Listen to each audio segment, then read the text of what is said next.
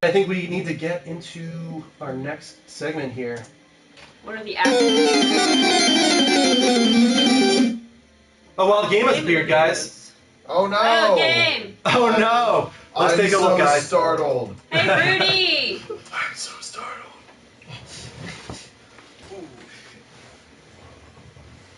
Hey, look at that. Nintendo.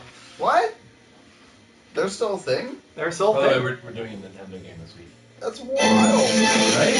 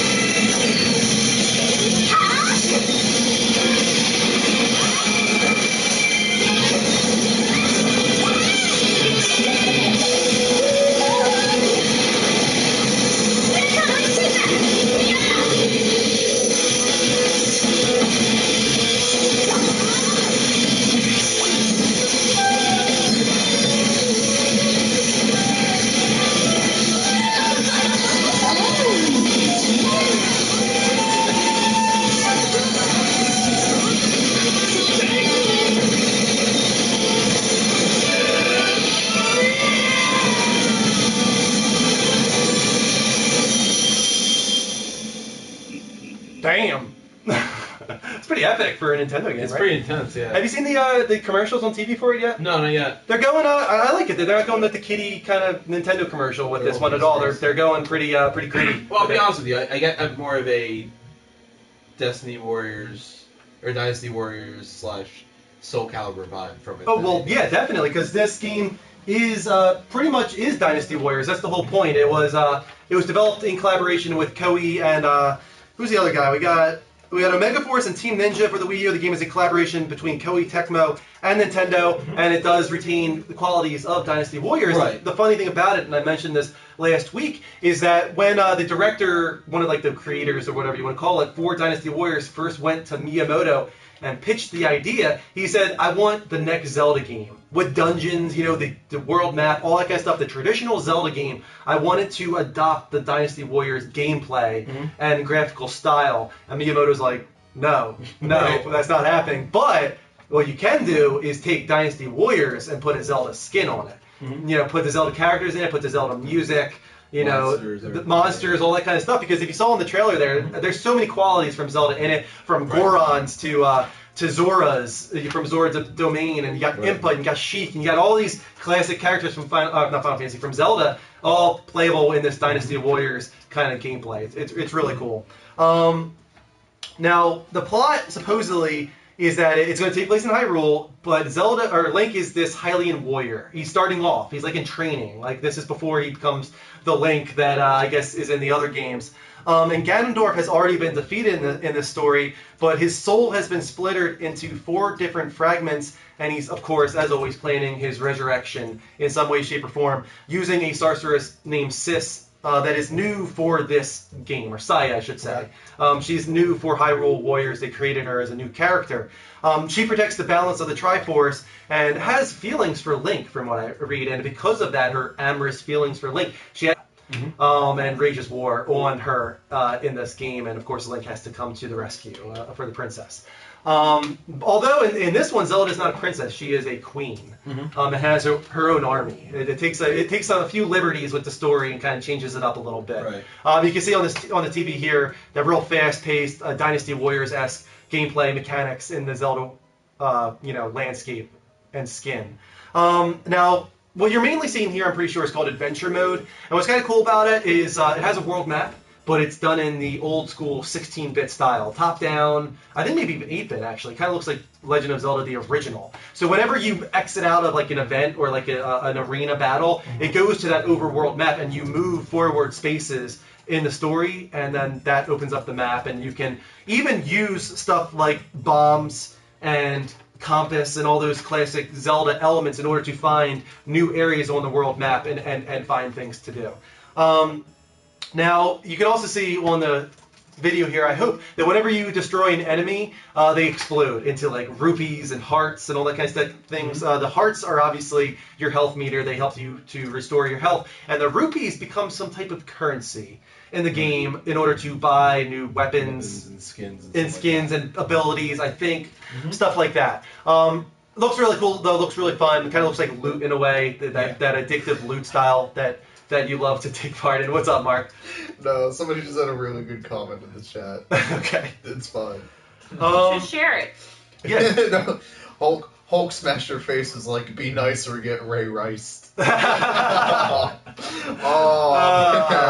Awful comment. So not funny, but kind That's of. actually, I mean, what's really bad about that is the other night there was a medal in Destiny I was trying to get, and I was getting really pissed off, and everybody was like, "What's wrong?" I was like, "I need to get the bounties. They won't let me Ray Rice them." It was like to melee 20 guys or whatever.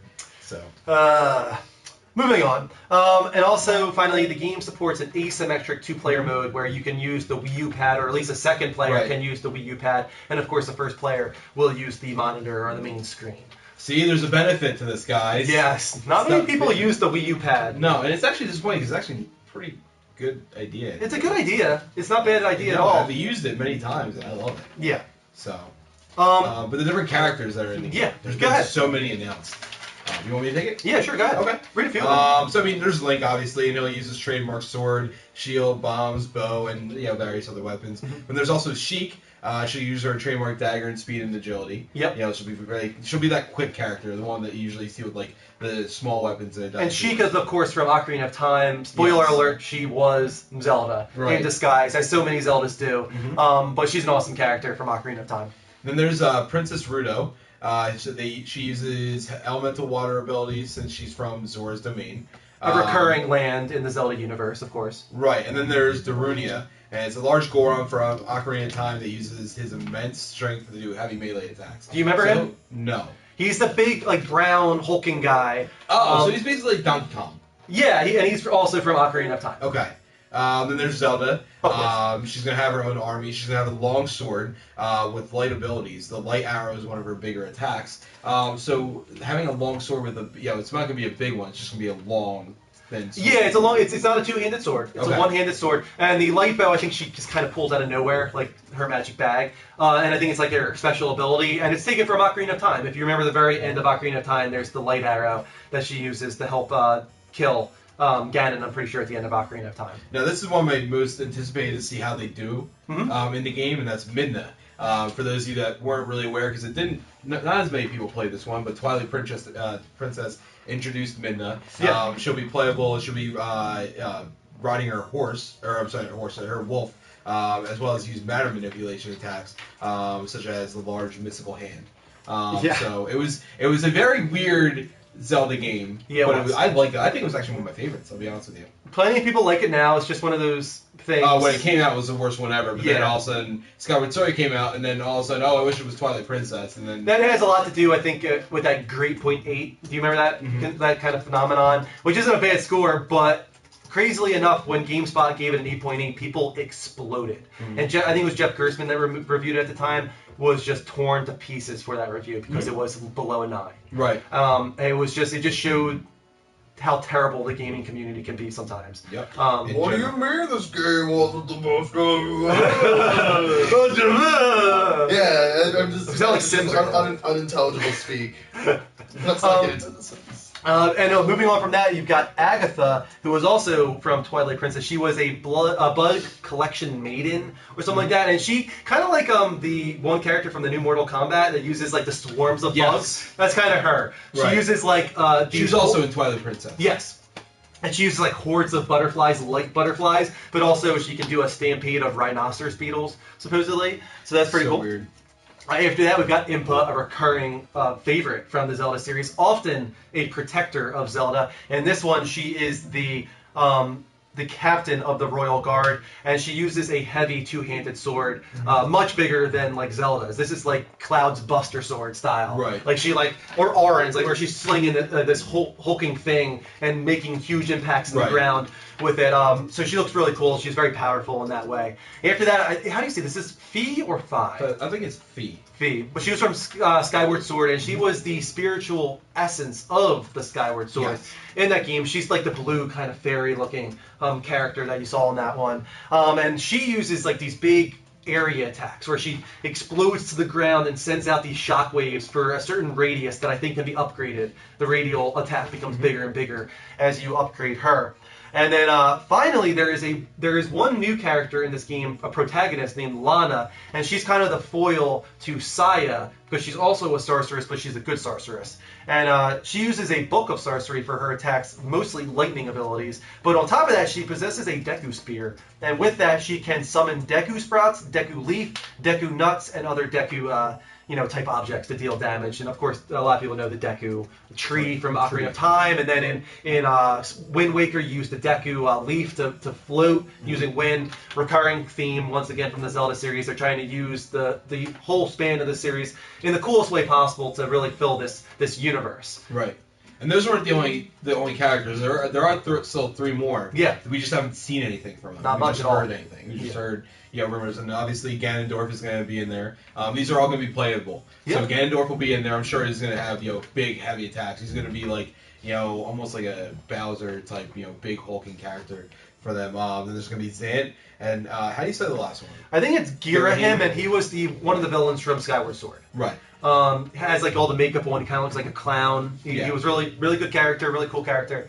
And they used the gameplay mechanics in Skyward Sword in a really cool way when it came to him. Actually, when it came to the Emotion Plus system with the sword and having to get between his blocks. Right. It was actually a really cool boss battle. One of the games I'm disappointed I never finished. Actually, Skyward Sword. I played 35 hours of it. I didn't even know you had a Wii. I borrowed Kristen's to play that game. And after 35 hours, it finally started to get to that point where I got tired of the fetch quests and the unnecessary fetch quests. Where That's it's like, a lot of people's problems with Skyward Sword is that was so long, but for not the right reasons. Yeah, they could have taken 10 hours off that game. It was just padded. Mm-hmm. That was just padding. That's all it was, and it wasn't necessary, unfortunately. But the game's already come out in Japan.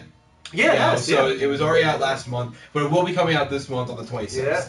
So if you have a Wii U, you have something to look forward to. This is one of those big Besides games. Smash Brothers. Yeah, these are the 2 big games for this year, I would say, is Super Smash Brothers and Hyrule Warriors. Check it out online, guys. There's a lot of YouTube videos out there because, as Mike said, it is out in Japan, and it looks like a really cool game. It looks like a fun kind of diversion from the normal Zelda style, and just a fun hack and slash, just go crazy in the Dynasty Warriors way. I mean, there's been 13 Dynasty Warriors, and they're So many. all the same. Yeah, it's the exact same game, just redone over and over. So this is finally a Dynasty Warriors type game with a little bit of a twist on it for you to check out for those hardcore fans, and it looks like a lot of fun. Aha, twist.